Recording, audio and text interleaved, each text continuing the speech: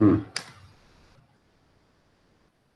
तो बाबा कह गए कि जब ये ऐसा क्यों बोलते हैं कि यह क्यों आती है और बुद्धि क्यों भटकती है, वातावरण क्यों प्रभाव डालता है, संबंधी साथ क्यों नहीं देते हैं, पुराने संस्कार अब तक इमर्ज क्यों होते हैं, ये सब क्वेश्चन विघ्नों को मिटाने के बजाय पाप की लगन से हटाने के निमित्त बन जाते हैं।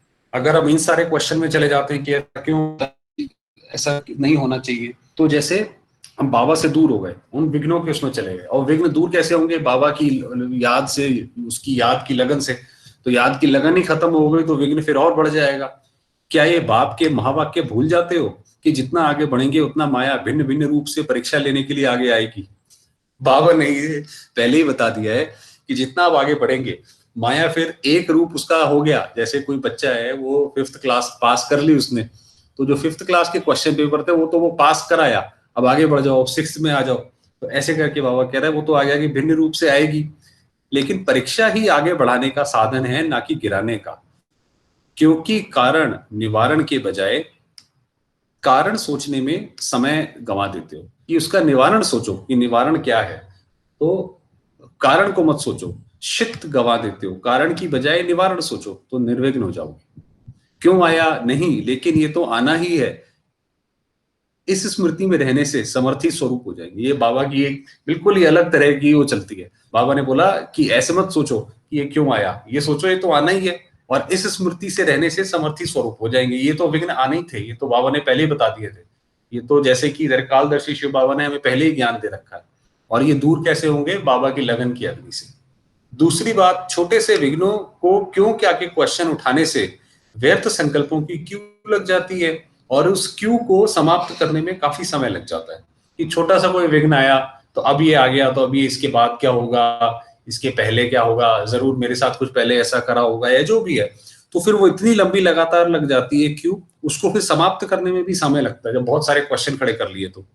इसलिए मुख्य कमजोरी है जो ज्ञान स्वरूप और अर्थात नॉलेजफुल स्थिति में स्थित होते हुए विघ्नों को पार नहीं कर पाते हो। ज्ञानी हो लेकिन ज्ञान स्वरूप होना है। तो बाबा ने बोला ज्ञान स्वरूप होने की जरूरत है, जो बाबा ज्ञान सुनाते हैं। वातावरण प्रभाव क्यों डालता है उसका भी कारण है। अपने पावरफुल वृत्ति द्वारा वायुमंडल को परिवर्तन करने वाले हैं।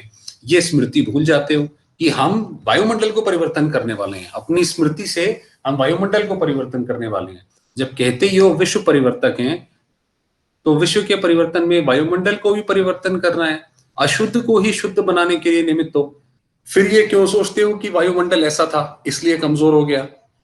जब है ही कलयुगी तमो प्रधान आसुरी सृष्टि, उसमें वातावरण अशुद्ध ना हो तो क्या होगा? कह रहा है जब है ही वो अशुद्ध, है ही वो तमोगुणी, तो उसके अंदर तो अशुद्धि होगा वो। तमोगुणी सृष्टि के बीच रहते हुए वातावरण को परिवर्तन करना, यही ब्राह्मणों का कर्तव्य है। कर्तव्य की स्मृति में रहने से अर्थात रचतापन की स्थिति में स्थित रहने से वातावरण अर्थात रचना के वश नहीं होते। तो ये बाबा ने बताया कि कोई भी एक तो विघ्न आए तो पहले से ये सोचो कि ये तो आने ही है, ये तो बाबा ने हमें पहले बताए हैं। और दूसरी बात, जैसे कोई वातावरण ऐसा आता है तो उसके अंदर हमें तो वातावरण को परिवर्तन करना है, ना कि खुद को परिवर्तन होना है। तो जो सोचना चाहिए कि परिवर्तक होकर के परिवर्तन कैसे करूं, इस सोचने के बजाय ये सोचने लग जाते हैं कि वातावरण ऐसा है इसलिए कमजोर हो गया हूं। तो अब देखिए ये निवारण हो गया ना, कि परिवर्तन होके परिवर्तक होके परिवर्तन कैसे करूं, ये तो निवारण है। और हम क्या सोचते हैं कि क्या कहते हैं, ये तो वातावरण ही ऐसा था, मैं क्या कर सकता हूँ, ये तो बहुत दिक्कत है, तो ये कमजोर हो गया हूँ। वातावरण बदलेगा तो मैं बदलूंगी, वातावरण अच्छा होगा तो स्थिति अच्छी होगी। लेकिन वातावरण को बदलने वाला कौन, ये भूल जाते हो। तो जिसने वातावरण बदलना है वही वातावरण के उसमें हो जाता है। इस कारण थोड़े से वातावरण का प्रभाव पड़ जाता है। और क्या कहते कि संबंधी नहीं सुनते, वह संग अच्छा नहीं है, इस कारण शक्तिशाली नहीं बनते हैं। कि हम जिनके साथ रहते हैं वो भी शक्तिशाली नहीं है, तो उनको देख करके हमारी भी शक्ति कम हो जाती है। बाबा ने, बाप दादा ने तो पहले ही सुनाया है कि हर आत्मा का अपना अपना अलग अलग पार्ट है।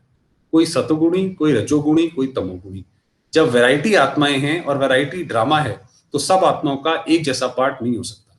कि ऐसा नहीं है कि सारे संबंधी जो हम चाहें, जिनको भी हम चाहे वो सारे चल पड़े। बाबा कहता है हर एक आत्मा का अपना पार्ट है। जैसे एक मूवी होती है, उसके अंदर कॉमेडियन भी होता है, उसके अंदर विलेन भी होता है, हीरो भी होता है, उसके सपोर्टिंग एक्ट्रेस एक्टर एक्ट्रेस भी होते हैं। तो अगर किसी आत्मा का तमोगुणी अर्थात अज्ञान का पार्ट है तो शुभ भावना और शुभ कामना से उस आत्मा को शांति और शक्ति का दान, उस आत्मा को ऐसे करके दान दो।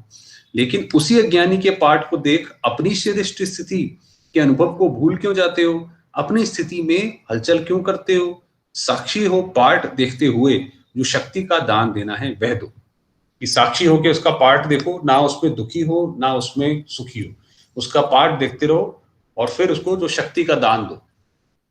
लेकिन घबराओ मत, अपने सतो प्रधान पार्ट में स्थित रहो, अपना पार्ट मत छोड़ो।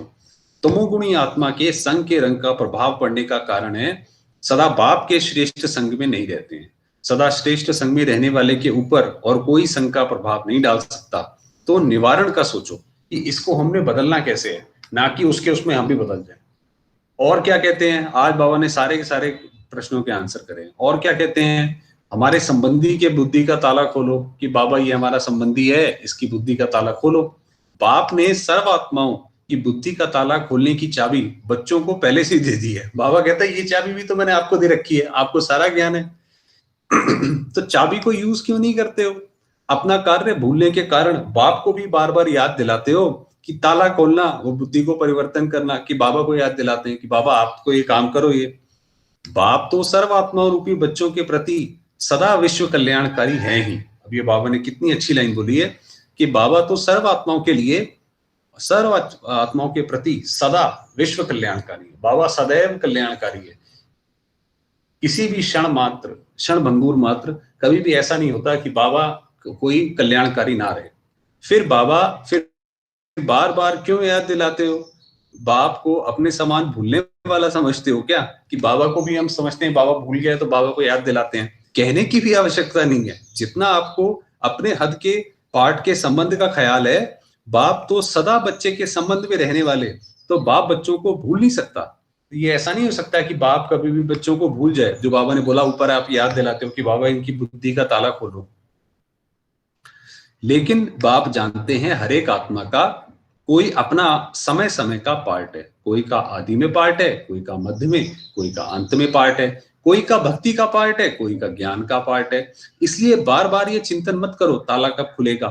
लेकिन ताला खोलने का साधन है अपने मनसा संकल्प द्वारा सेवा, अपनी वृत्ति द्वारा वायुमंडल को परिवर्तन करने की सेवा। कि अगर हम अपने मनसा संकल्प हमारे इतने पावरफुल हो कि हम उस आत्मा तक पहुंचाएं, तो फिर वो उसको असर डालेगा। तो बाबा कहता है वो चाबी भी मैंने आपको दी हुई है, आप बाबा को कहते रहते हो। लेकिन ताला खोलने का साधन है अपने मनसा संकल्प द्वारा, अपनी वृत्ति द्वारा वायुमंडल को परिवर्तन करने की सेवा। अपने जीवन के परिवर्तन द्वारा आत्माओं को परिवर्तन करने की सेवा की फर्ज अदाई निभाते चलो। कि जब हम अपने जीवन में परिवर्तन करते हैं तो जो हमारे साथ आत्माएं रहती हैं वो ऑटोमेटिकली उसका प्रभाव जो है वो बाकी आत्माओं के ऊपर जाता ही जाता है। तो उसके अंदर हमें दोबारा सोचने की जरूरत नहीं है। बाबा कह रहे हैं बस ये फर्ज अदाई जो है ये निभाते चलो। अभी बार बार ये नहीं बोलना कि ताला खोलो, अपना ताला खुला तो उनका भी खुल जाएगा। मुख्य 3 बातें बार बार लिखते और कहते हो। योग क्यों नहीं लगता, ताला क्यों नहीं खुलता और माया क्यों आती है? सोचते बहुत हो, इसलिए माया को भी मजा आता है। जैसे मल्ल युद्ध में अगर थोड़ा सा भी गिरने लगता है तो दूसरे को मजा आता है, और गिराकर ऊपर चढ़ने का तो दूसरे को मजा आता है, और गिराकर ऊपर चढ़ने का। तो जब ये सोचते हो कि माया आ गई, माया क्यों आ गई, तो माया घबराया हुआ देख और वार कर लेती है। इसलिए सुनाया माया आनी ही है। माया का आना अर्थात विजयी बनाने के निमित्त बनना। शक्तियों की प्राप्ति को अनुभव में लाने के लिए निमित्त कारण माया बनती है। शक्तियां जो हैं उसको हम यूज करें, उसका हम अनुभव करें, उसके लिए जो निमित्त माया बनती है।